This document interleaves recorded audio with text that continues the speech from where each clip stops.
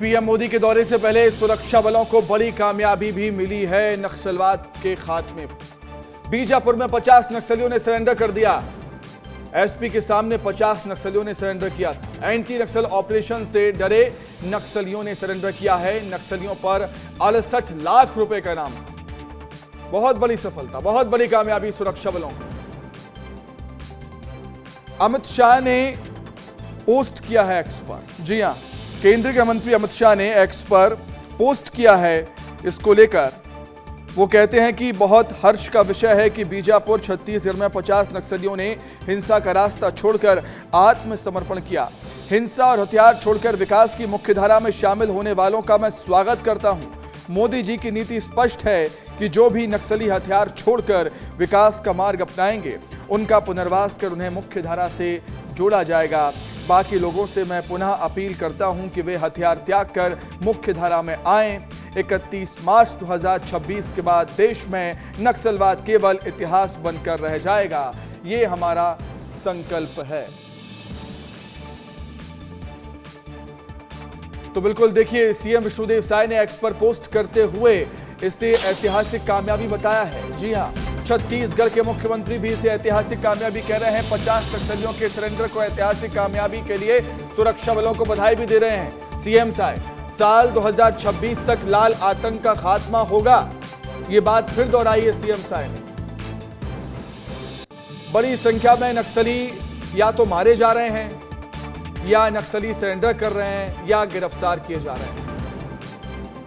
प्रधानमंत्री मोदी ने भी नक्सलवाद का जिक्र किया था अपने संबोधन में। क्या कह रहे थे पीएम मोदी नक्सलियों को लेकर, सुनिए।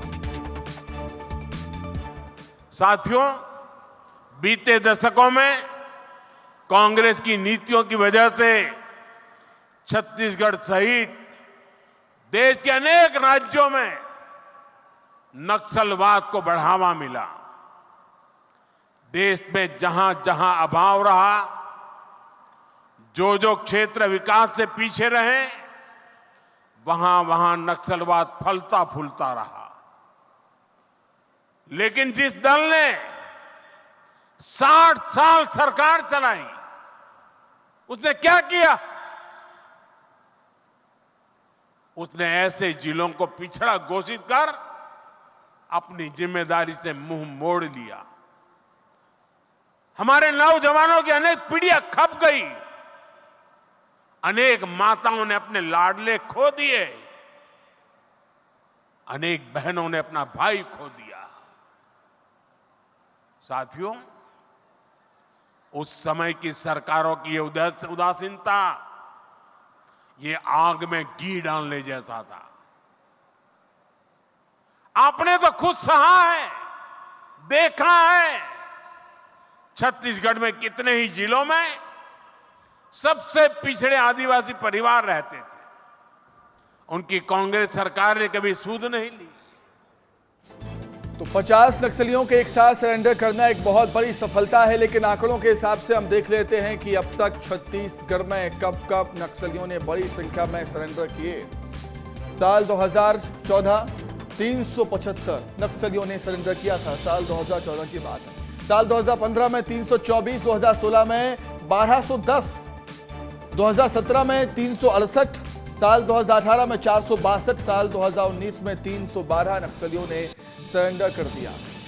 मैं वही बात कह रहा हूं कि या तो नक्सली मारे जा रहे हैं या सरेंडर कर रहे हैं। साल 2020 की बात करें, 342 नक्सलियों ने सरेंडर किया। 2021 में 551, 2022 में 415, 2023 में 398, साल 2024 में 815 और साल 2025 में अब तक साल 2025 के 3 महीनों में 280 नक्सली सरेंडर कर चुके हैं। तीसरा महीना ही है अभी।